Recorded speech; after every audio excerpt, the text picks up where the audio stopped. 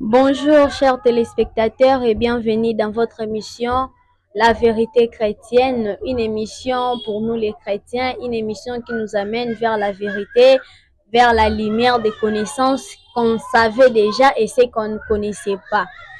Alors, dans ce plateau aujourd'hui, nous avons un grand plaisir de recevoir un homme de Dieu, un prophète, le prophète Yoshua Moké. Bonjour prophète. Bonjour, pasteur Feza. Vous allez bien? Oui, ça va par la grâce de Dieu, ça va très bien. Ok, gloire à Dieu. Et avec le pasteur, nous allons aborder un sujet qui est intitulé l'importance du prophétique. Alors, dans l'entrée des jeux prophète, c'est qui d'abord un prophète? Parce que on vous appelle déjà prophète. C'est sûr que vous avez quand même l'idée de ces concepts-là, prophète. Est-ce que vous pouvez un peu nous aider à comprendre ces concepts prophètes? Merci beaucoup, pasteur Feza. J'aimerais d'abord répondre à la question. Ok. Premièrement, lorsqu'on parle d'un prophète, c'est un don de Christ, en accord avec Ephésiens 4. La Bible déclare, Jésus, après avoir passé par la croix, et il a fait des dons. Et parmi les dons de Christ, il y a le 5 ministères. Il y a le 5 ministères, il y a les évangélistes, il y a les docteurs, il y a le pasteur, il y a ainsi de suite le prophète aussi.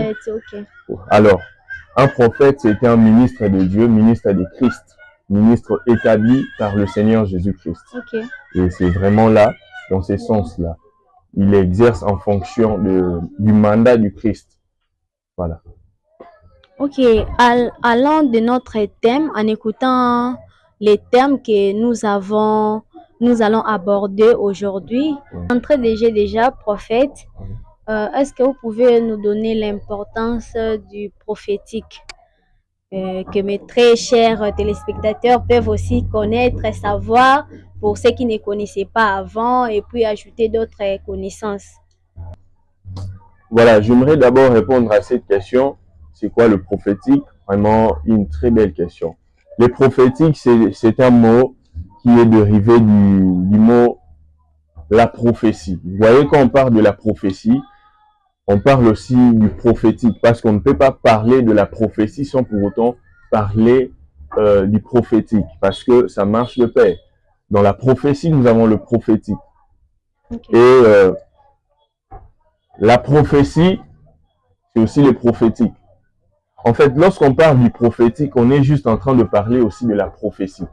Parce que ça a un lien, vous voyez. Alors, si je peux mieux m'expliquer, le prophétique veut dire la prophétie. Mais ça va même au-delà de la prophétie. Vous voyez? Voilà ma réponse. Mais c'est quoi réellement l'importance du prophétique en fait? L'importance du prophétique, que ce soit dans l'église, que ce soit dans notre pays, l'importance du prophétique. En tout cas, le prophétique a d'une grande importance dans plusieurs sphères de la vie, je dirais comme ça.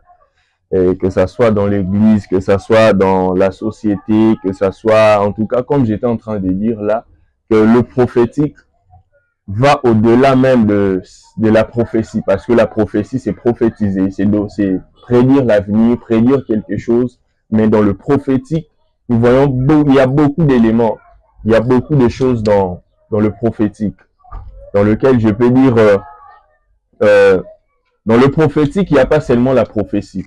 Ça veut dire, dans le prophétique, il n'y a pas seulement l'action de prédire, mais il y a aussi l'action d'arranger. Il y a beaucoup de choses, vous voyez. Donc, c'est aussi la sensibilité, c'est aussi la constance, c'est aussi, en tout cas, c'est beaucoup de choses, comme je peux dire comme ça. Ok, d'accord, prophète, merci beaucoup de nous expliquer un peu concernant l'importance du prophétique. Mais prophète, est-ce que vous pouvez vraiment nous parler en large concernant ces thèmes, l'importance du prophétique? Est-ce que vous pouvez nous parler vraiment, qu'est-ce que mes très chers téléspectateurs peuvent retenir sur ces thèmes? Merci beaucoup, pasteur Feza. Déjà, quand je vais parler du prophétique là, j'aimerais allusionner à un texte biblique. J'aimerais prendre 1 Corinthiens 14, le premier verset. La Bible dit ceci, ici c'est l'apôtre Paul qui est en train de parler. Il dit, recherchez la charité, aspirez aux dons spirituels, mais surtout à celui de la prophétie. Vous voyez? Déjà ici, lorsque l'apôtre Paul parle de la prophétie, d'aspirer plus sur le don de la prophétie, c'est que l'apôtre Paul nous amène à comprendre que l'importance, en fait, il nous explique l'importance du prophétique. Parce que, comme j'étais en train de dire là, dans le prophétique, il y a beaucoup d'éléments. Mais je vais prendre peut-être m'apaisantir sur 2 ou 3 éléments que j'aimerais parler tout à l'heure là. En fait, lorsqu'on parle du prophétique, dans le concept biblique ou même dans le terme biblique, on parle du prophétique étant comme une sensibilité. Okay. On parle du prophétique comme étant une écoute. On parle aussi du prophétique étant comme la récite.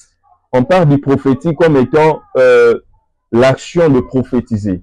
Par exemple, on dit dans le dernier jour, vos fils et vos filles prophétiseront. On parle aussi du prophétique. En fait, l'important, c'est quoi honnêtement? L'important du prophétique en cette génération, c'est que on doit être sensible à la voix de Dieu. Okay. On doit être sensible au mouvement de Dieu. On doit être sensible aux actions. Vous voyez? L'importance vraiment du prophétique, c'est être sensible, être à l'écoute de la voix de Dieu, être à l'écoute au mouvement et à la marche de Dieu. Par exemple, dans la Bible, vous allez voir même Jésus lui-même qui a été prophétique. Jésus lui-même a été prophétique. Quand vous voyez la vie de Jésus, comment il a opéré, comment il a fait des choses, vous allez voir que Jésus a été prophétique et il a agi de manière prophétique, qui a fait en sorte que à la fin de son ministère, qu'il connaisse la récite, qu'il voie, qu'il pape la récite vraiment. C'est vraiment ça. L'importance du prophétique dans cette génération, moi je suis en train de croire, si on intègre le prophétique, on inclut le prophétique dans plusieurs sphères de la société, ça va certainement nous aider à se développer. Parce que le prophétique, ce n'est pas seulement l'action de prédire, ce n'est pas seulement tout ce que je venais de dire là, mais c'est aussi un développement assidu. Vous voyez, c'est aussi un développement assidu. Lorsqu'un homme devient prophétique, cet homme-là arrive à réaliser des choses à la manière perfectionnée. Okay. Lorsqu'un homme est prophétique, il arrive à faire des choses vraiment d'une bonne manière. Vraiment à agir d'une manière où les hommes peuvent dire que non, voilà, il y a vraiment un exercice spécial qui a été fait. C'est vraiment ça. Merci beaucoup, prophète. Je vous ai très bien suivi et nos téléspectateurs aussi. Et ils sont là en train de nous écouter, de nous suivre en fait. Mais que direz-vous par rapport à la prophétie qui était avant et par rapport à la prophétie que nous voyons aujourd'hui, comment ça se passe, comment ça s'est fait? Est-ce qu'aujourd'hui, il n'y a pas vraiment, les gens ne se sont pas déroutés de la parole de Dieu? Est-ce qu'ils ne font pas des choses selon leurs propres sentiments ou c'est vraiment la voix de Dieu? Ou c'est vraiment la sensibilité là qu'ils ont? Donc, en fait, c'est un peu ça. Oui. En tout cas, je dirais que les gens ne se sont pas déroutés. Okay. Vous savez, une des choses que j'aime, la Bible parle dans Acte 2. La Bible dit, dans le dernier jour, je répondrai de mon esprit. En fait, l'émergence du prophétique que nous sommes en train de voir aujourd'hui, c'est parce que l'Esprit de Dieu s'est répandu. Et lorsqu'il y a eu l'effusion depuis l'Acte 2, il se fait que dans la promesse de Dieu, lorsque Dieu a libéré cette promesse et que cette promesse a été réalisée, ça a en fait libéré un mouvement prophétique sur plusieurs endroits, libérer un mouvement prophétique sur plusieurs territoires. Vous voyez? Et ça, de ces mouvements-là, ça fait en sorte que plusieurs puissent en bénéficier. Alors, je dirais pas vraiment que les gens se sont déroutés, mais les gens se sont juste connectés à la fréquence des dieux, afin d'émerger, afin d'avancer avec Dieu. Donc, c'est cela. Alors, en ce qui concerne la prophétie d'avant, la prophétie, comme vous venez de le dire, la prophétie d'aujourd'hui, je dirais, la prophétie d'aujourd'hui semble un peu différente avec la prophétie d'avant. Oui. Comment je peux dire ça? C'est que la prophétie d'aujourd'hui, les gens sont devenus plus sensibles. Vous voyez, à l'époque, lorsqu'on parlait de la prophétie, on savait par exemple, il y avait seulement, on appelle ça des vases, hein. Il y avait comme de gens, des personnes présentées comme des vases qui étaient en train, par exemple, de parler en langue ou de libérer le message. Et ils étaient en train de faire ça. Je ne sais pas si vous connaissez ça. À l'époque, vraiment, vous allez vous souvenir de ça. Okay. Il y avait comme des gens qu'on appelait des vases. Et ces gens-là étaient en train de parler à Dieu. Et l'Esprit de Dieu agissait rarement.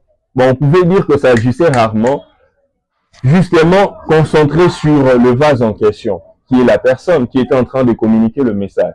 Mais aujourd'hui, la prophétie là est répandue dans la vie de tout individu qui reçoit le Seigneur, aussi qui reçoit l'esprit prophétique. Aujourd'hui, parce que nous allons voir l'émergence, nous allons voir ça, n'importe qui peut, conduit par l'Esprit de Dieu, peut quand même prophétiser, peut libérer des oracles de Dieu, peut libérer certaines prophéties, et ce n'est plus comme avant. Ce qui fait que certaines personnes se disent que non, c'est puisqu'il y a l'émergence de voix prophétiques, il y a l'émergence de prophéties, ça veut dire que non, nous sommes à l'encontre de la volonté de Dieu. Non, non, non. C'est parce que l'Éternel avait libéré son esprit. Et son esprit a fait susciter l'émergence prophétique. Aujourd'hui, la prophétie ne se libère pas simplement, ne se donne pas simplement au vase, mais la prophétie se donne à tout celui qui peut se connecter à l'Esprit de Dieu. Donc, ça veut dire que cette personne conduite par l'Esprit de Dieu, qui est le Saint-Esprit, peut aussi prophétiser, peut quand même donner la prophétie. C'est vraiment ça. Ok, merci beaucoup, prophète, de nous éclaircir un peu à propos de ces sujets. Mais est-ce que vous avez l'idée à propos de la voyance, en fait? Lorsqu'on parle de la voyance et de la prophétie, est-ce qu'il y a un lien? C'est la même chose ou soit il y a la différence? Ou soit les gens qu'on appelle voyants aujourd'hui, ils étaient jadis je ne sais pas moi, des féticheurs, des marabouts en fait. Est-ce que vous avez un peu l'idée, vous pouvez un peu nous expliquer sur ce point-là, voyance, prophétie, donc? Oui, déjà, c'est noir sur blanc dans les Écritures, dans la Bible. Dans 1 Samuel 9, on parle du prophète Samuel. On dit dans le chapitre 9 de 1 Samuel, on dit celui qu'on appelait autrefois voyant, on l'appelle aujourd'hui prophète. En tout cas, en ce qui concerne d'abord de la voyance et de la prophétie, c'est que je dirais que ça a un lien. C'est ce que je suis en train d'expliquer. Parce qu'il existait autrefois celui qu'on appelle aujourd'hui prophète. Autrefois, on l'appelait prophète. En d'autres termes, c'est que il y a des voyants de Dieu.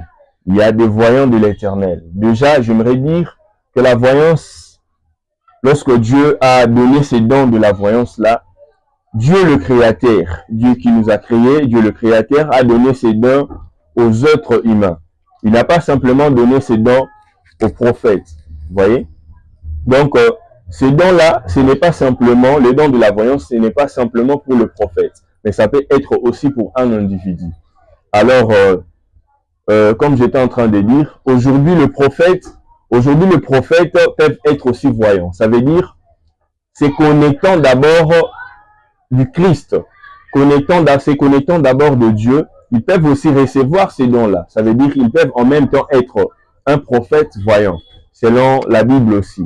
Donc, c'est pourquoi je dis, aujourd'hui, il existe des prophètes voyants aussi, et parmi lesquels je suis un d'eux.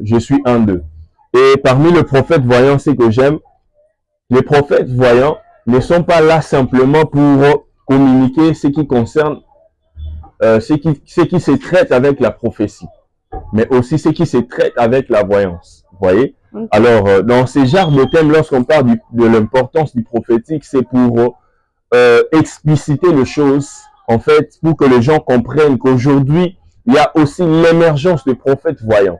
Ces gens-là ne sont pas des féticheurs, ce sont des gens qui sont venus de Dieu, ce sont des gens qui ont reçu les dons de Dieu.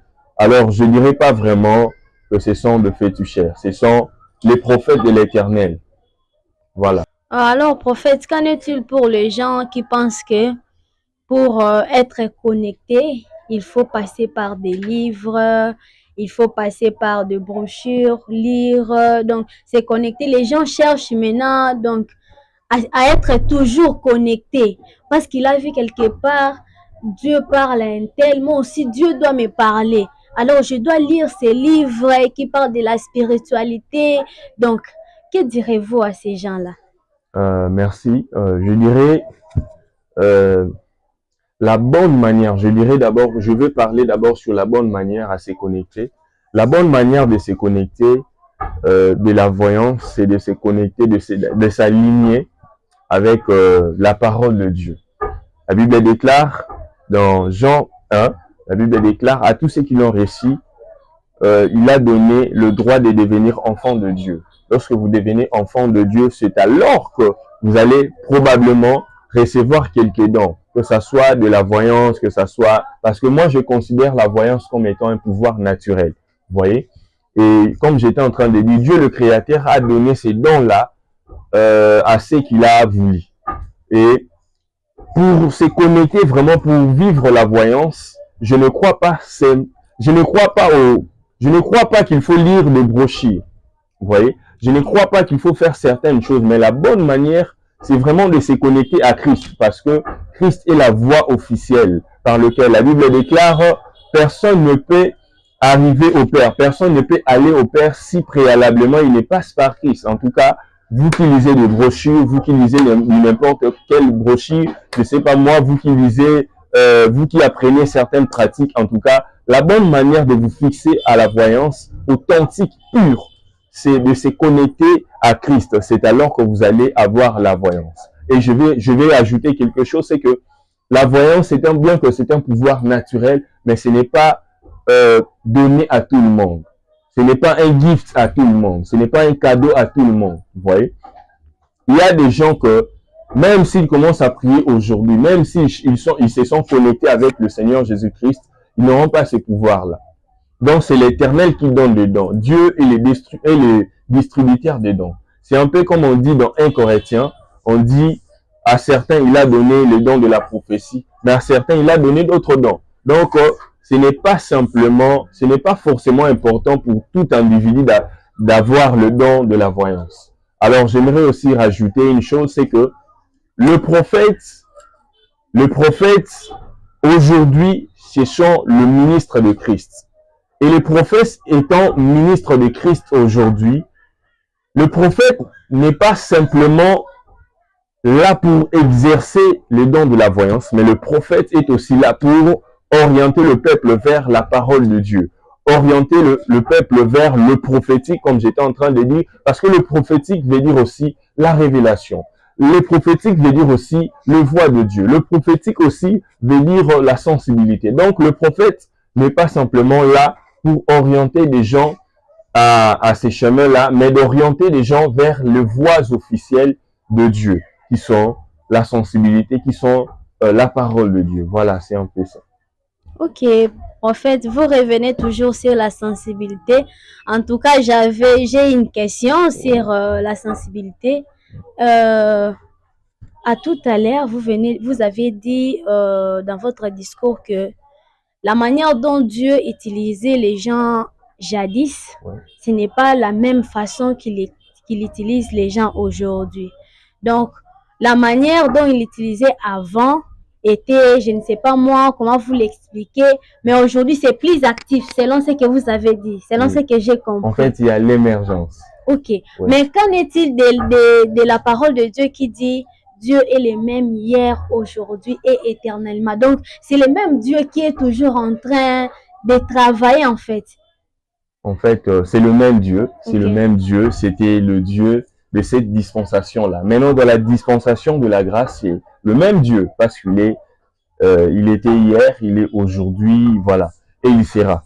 Alors, c'est le même Dieu, mais dans cette dispensation, il y a l'émergence du prophétique. Et Dieu ne nous utilise pas simplement, ou forcément, je peux dire, comme ils utilisaient autrefois d'autres prophètes, d'autres voyants, d'autres prophètes voyants. Voilà. Si je comprends bien, vous venez de dire que Dieu est dynamique, il n'est pas statique en fait. Donc, la manière qu'il avait utilisé les gens avant, ce n'est pas de la même façon qu'il utilise les gens aujourd'hui. Bon, j'ai très bien explicité, c'est là j'ai dit que c'est vraiment aujourd'hui nous constatons l'émergence. C'est pas vraiment de manière différente, mais l'émergence par rapport à l'émergence. Autrefois, il y avait par exemple en Israël, au temps de Samuel, il y avait la carence de prophètes. Vous voyez? Et Samuel, lorsque Dieu l'a appelé, c'était pour il avait reçu une vocation prophétique. Et partant de cette vocation prophétique là il a commencé à voir plusieurs autres prophètes au fil du temps. Et aujourd'hui, on a vraiment cette émergence plus qu'avant. Voilà ce que je voulais un peu préciser. Ok. Est-ce que vous pouvez un peu nous expliciter concernant l'extase en fait? L'extase. Ah oui, je peux parler de l'extase, oui, c'est dans la Bible. J'aimerais prendre quelques écritures. Je crois l'apôtre Paul en parle. L'apôtre Paul, lui, il parlait de lui-même. Il dit, je connais un homme qui a été ravi en esprit. En fait, ravi en esprit, là, c'est aussi ce qu'on appelle l'extase. En fait, l'extase, en tout cas, nous croyons, puisque c'est mentionné dans la Bible, nous croyons que l'extase aussi est vrai. Il y a certaines personnes qui en vivent, par exemple, moi aussi, j'en ai trop vécu et j'en vis jusqu'à aujourd'hui. Okay. En fait, c'est une réalité que plusieurs personnes ignorent. Plusieurs personnes pensent que lorsqu'on parle de l'extase, ce sont peut-être des choses qui n'est pas réelles. Mais j'aimerais dire vraiment aux gens que c'est réel. Mais pour avoir accès à l'extase, maintenant là, ça dépend de votre manière de croître avec la parole de Dieu et de croître spirituellement. Parce que vous ne pouvez pas connaître des extases spirituelles si préalablement vous n'êtes pas grandi. En tout cas, c'est une pratique pour les grands. C'est une pratique pour les gens qui sont plus développés en esprit. Voilà. Ce sont vraiment une pratique qui sont pour les gens qui sont plus développés en esprit. Ok, merci beaucoup, prophète. Nous chitons déjà. Mais avant de chiter, est-ce que vous pouvez nous parler en général? Qu'est-ce que nous pouvons retenir de l'importance du prophétique dans nos vies, dans notre pays, dans nos églises, dans la société? Est-ce que vous pouvez un peu nous parler en général concernant cette importance-là? Oui. Premièrement, je vais parler d'abord de l'importance du prophétique dans le pays. C'est quoi l'importance?